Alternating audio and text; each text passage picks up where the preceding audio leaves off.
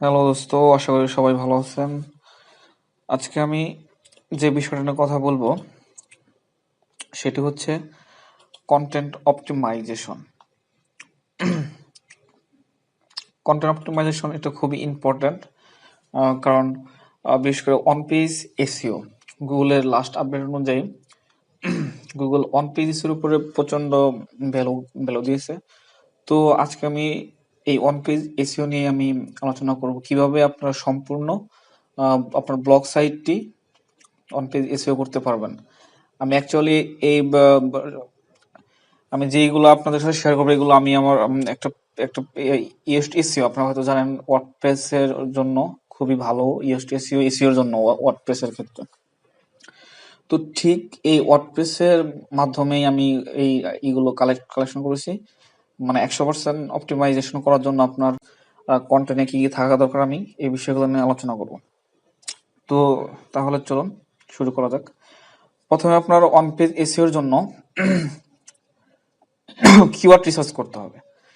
কিওয়ার্ডটা হতে হবে subject related এবং কি high search volume, low competitor, long tail keyword, buyer keyword, high CPC keyword.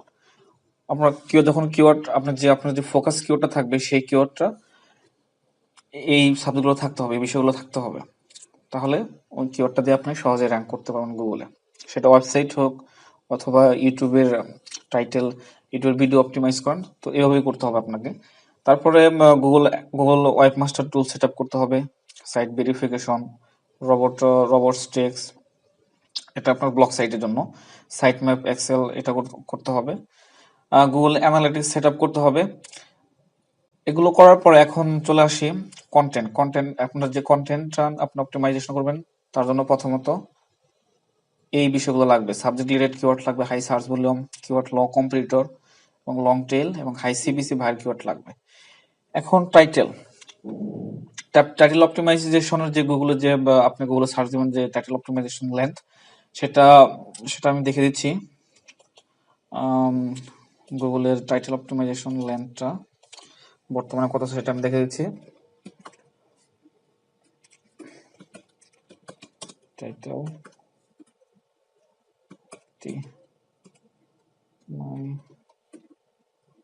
Optimisation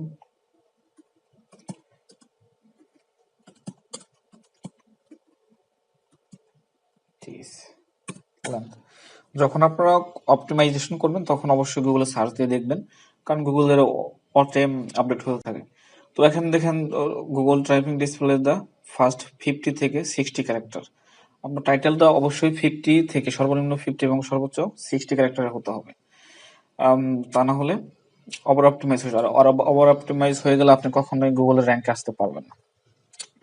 মেটা tag description, আপনার যে মেন কিওয়ার্ডটা সেটা অবশ্যই আপনার মেটা ট্যাগে থাকতে হবে এবং মেটা ট্যাগের লেন্থ হচ্ছে 160 থেকে 300 ক্যারেক্টার।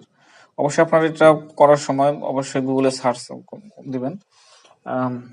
এখন আমি দিচ্ছি, সার্চ দিচ্ছি মেটা ডেসক্রিপশন লেন্থ। যতবার আপনারা ডেসক্রিপশন আপনারা এগুলো করতে থাকবেন অবশ্যই আপনারা গুগলে সার্চ দেবেন, কারণ গুগলের আপডেট সবসময় হয়ে থাকে।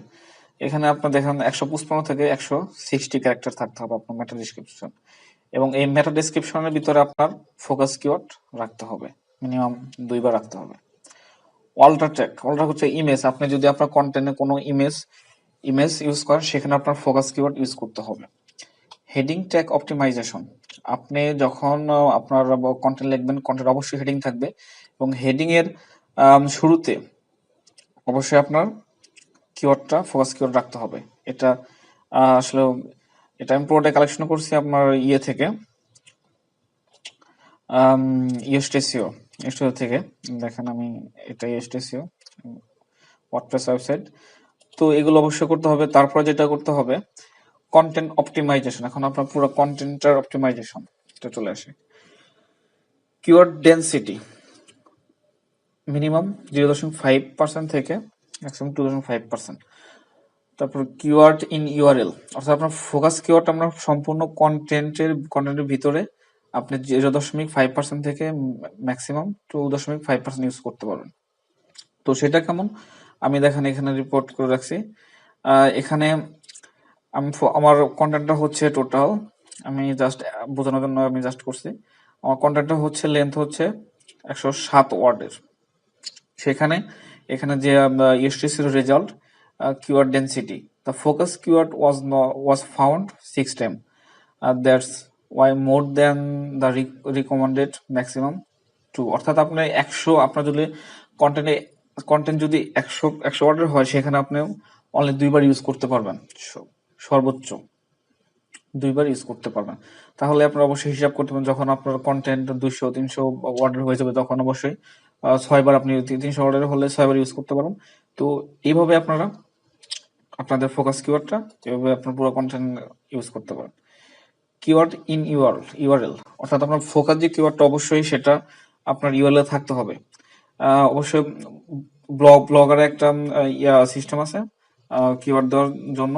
এখানে দেখেন, আপনার যদি focus keyword create for free website, সেখানে আপনি এখানে দেখবেন যে কাস্টমাইজ নামে একটা অপশন থাকে, এটা অটো আসছে, কাস্টমাইজ নামে অপশন থাকে, সেখানে গিয়ে আপনি কিওয়ার্ড দিয়ে দিতে পারবেন আপনার focus keyword.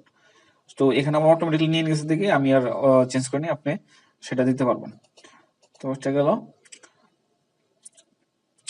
Keyword in first paragraph 200 ক্যারেক্টারের ভিতরে। আমি তো আগে বললাম যে আপনাদের যে মেটা ডেসক্রিপশন অথবা ফার্স্ট যে প্যারাগ্রাফ থাকে, সেখানে অবশ্যই আপনাদের must be focus keyword use করতে হবে।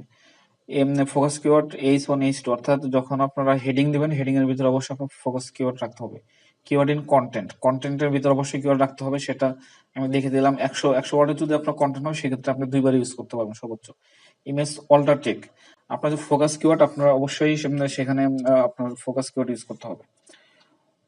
আউটবাউন্ড লিঙ্ক হচ্ছে যে আপনার ওয়েবসাইটের কন্টেন্টের সাথে অন্য একটা ওয়েবসাইটে লিঙ্ক করে দেওয়া। Reading level 60%। আসলে রিডিং লেভেলটা আসলে ওইটা মেজার করা যায় না, কারণ ওটা কন্টেন্টের উপর নির্ভর করে, যে পড়বে তার উপর নির্ভর করে সে আসলে বুঝতে পারে কিনা। তো এটাই আর কি। তো এখানে মোস্ট ইম্পর্টেন্ট হচ্ছে যে কিওয়ার্ড ডেন্সিটিটা, কিওয়ার্ড ইউআরএল অ্যান্ড কিওয়ার্ডের সার্চ ভলিউম কেমন।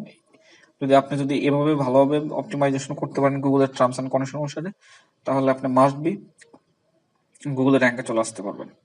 অন পেজ খুব ইম্পর্টেন্ট একটা বিষয়। তো আমি এই কিভাবে আমি করতে হয়, আমি সেটা টোটাল আজকে দেখালাম শুধু কিভাবে করতে হয় নিয়মগুলো। আমি এরপর নেক্সট ভিডিও করব যে টোটাল এসইও করব, কেমন করবো, একটা কন্টেন্ট ফুলি এসইও করে আপনাদের দেখাবো। আর অবশ্যই এই বিষয়গুলো আপনারা অবশ্যই কালেক্ট করবেন। এটা অবশ্যই আপনারা স্ক্রিনশট নিয়ে রেখে দেবেন। আমি আশা করি যে আপনাদের অন পেজ এসইও এর জন্য খুবই খুবই উপকার আসবে এটা। তো আজ ভিডিও পর্যন্ত। অবশ্যই আমি নেক্সট ফুল একটা এসইও করে দেখাবো, ফুল একটা কন্টেন্ট এসইও করে দেখাবো। অবশ্যই আপনারা আমার চ্যানেল অবশ্যই সাবস্ক্রাইব করবেন, সঙ্গে থাকবেন। আশাবাদী আপনারা উপকৃত হতে পারবেন। তো আজ এই পর্যন্ত, আল্লাহ হাফেজ।